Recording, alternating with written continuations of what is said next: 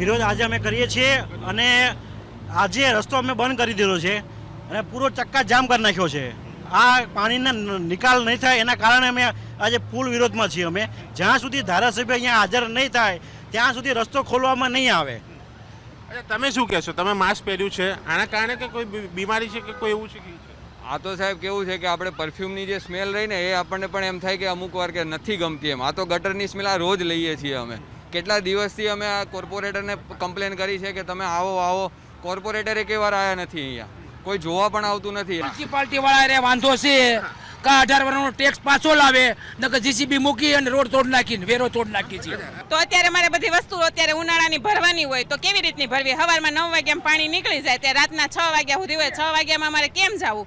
બધી રીતે એવું થાય છે. અત્યારે દવાખાનાના ખર્ચા કોણ દે હવે? પણ અમદાવાદના મેયર એવું કહે છે કે કેનાલ અહીંયા બની રહી છે, એના કારણે બીજો એક પ્રોબ્લેમ છે, એટલે આ પ્રોબ્લેમ છે. પણ આ પ્રોબ્લેમ તો કેટલો ટાઈમથી થાય? અત્યારે તો ગટરનું પાણી નીકળે છે, ચોમાસામાં વરસાદનું પાણી હોય છે, ગટરનું પાણી હસોડવું બહારથી નીકળાતું નથી. બેન તમે અહીંયા આવજો.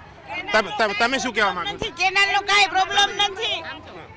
આ બધો મોટા મોટા શેઠિયાઓની કેમિકલની ફેક્ટરીઓ છે ને એ બધા બંધ કરીને આમાં પાણી આવવા દે છે, એનો જ પ્રોબ્લેમ છે.